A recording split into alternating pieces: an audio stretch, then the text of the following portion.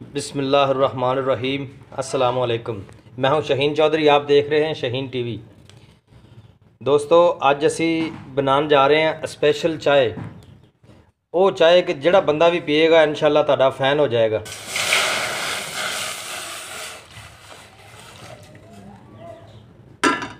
ऐसी दुध पतीली के अंदर पा लिया, ठीक है। जिन्हें तक दुध गर्म नहीं होंदा उन्ने तक असी पत्ती वगैरह नहीं पानी चाह के अंदर। ये स्पेशल चाह तैयार हो रही इंशाल्लाह। ते जिहड़ा भी पिएगा ना चाह वो इंशाल्लाह बार बार तुहाडे को आएगा। ये खास कर ये चाय की वीडियो उन्होंने दोस्तों वास्ते जिहड़े अपना कारोबार कर रहे हैं, अपने होटल वगैरह चला रहे हैं, ये उन्होंने वास्ते स्पेशल वीडियो है। बाकी घर के अंदर जिहड़ी चाह तुसीं बनाते हो मेहमान आ जाते हैं, अगर चाय पिलाओगे तो इंशाल्लाह वो तुहाडे कोलों मेहमान बार बार आएंगे और चाय का ही सवाल करनगे, भावें गर्मी जिन्नी मर्जी होए। ठीक है जी। तो दुध नूं तुसीं पहले ना गर्म करना है।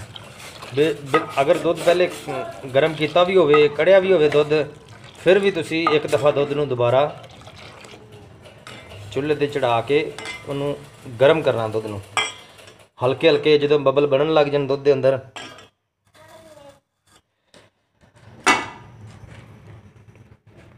घर के अंदर जो तुसी जो भी चाह बनाते हो तो पहले तुसी चीनी वगैरह चाह के अंदर ना पाया करो।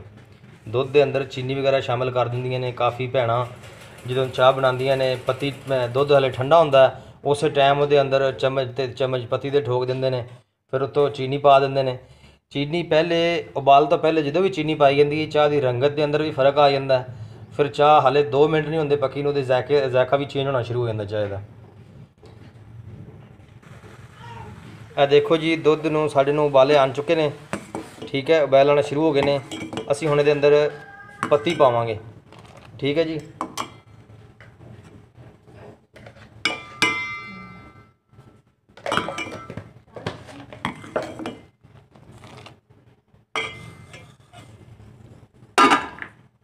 आँच थोड़ी जी हल्की कर देंगे असी।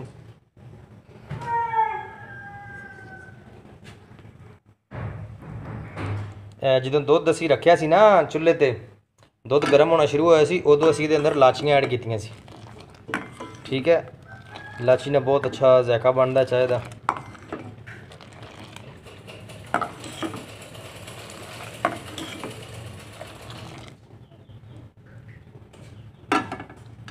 ठीक है जी। हुण मेन चीज़ तुहानूं दस्सण लगे हैं, चीनी तो हर बंदा पांदा चाय के अंदर। ये स्पेशल चाय इसलिए बन रही है, लाजवाब चाय इसलिए बन रही है कि चीनी असी हसबे जायका जिहड़ी पानी है ना,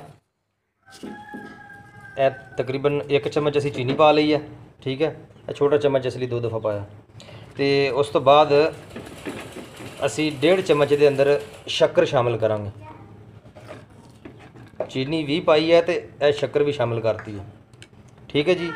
यही असल मेन चीज़ है चाय की क्वालिटी, चाय का जायका और चाय के अंदर थोड़ा गाढ़ापन और चाय नूं खुश जायका रखने वास्ते बेहतरीन चीज़ है शक्कर। जो भी तुसी चाय बनाते हो, दुध नूं हल्के हल्के उबाल शुरू होन, जो बबल बनन शुरू हो जान, उदों तुसी उहदे अंदर पत्ती ऐड करनी है, ठीक है।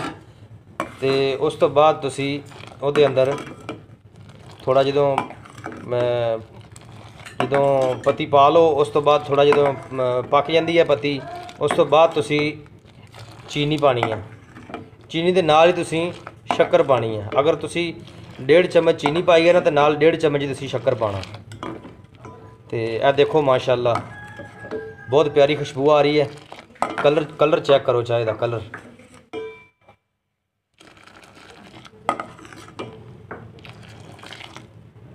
जिहड़ा भी तुहाडे हाथ की चाय पिएगा इंशाल्लाह फैन हो जाएगा, तुहाडा फैन हो जाएगा।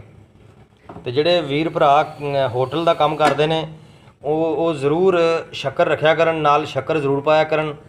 अक्सर बंदे आके जो बहते हैं होटल के, तो दूरों ही आवाज़ देंगे, भाई स्पैशल चाह बनाई, भाई दुध पत्ती लाया जे, ठीक है ना जी। वो जो इस तरह का आर्डर आता, फिर तुसी अगर अपने म्यार नाल उन्होंने चाह बना के दोगे तो इंशाल्लाह वो जिथे भी होणगे तुहाडी चाह नहीं भुल्लणगे। ਉਹਨਾਂ ਦਾ ਜਦੋਂ ਵੀ ਗੁਜ਼ਰ ਹੋਏਗਾ ਕਹਿਣਗੇ ਯਾਰ ਫਲਾਂ ਭਾਈ ਕੋਲ ਅਸੀਂ ਨਾ ਚਾਹ ਜ਼ਰੂਰ ਪੀਣੀ ਹੈ ਉੱਥੋਂ ਗੁਜ਼ਰਦੇ ਹੋਇਆ। ਚਾਹ ਜੀ ਸਾਡੀ ਬਿਲਕੁਲ ਤਿਆਰ ਹੋ ਚੁੱਕੀ ਹੈ।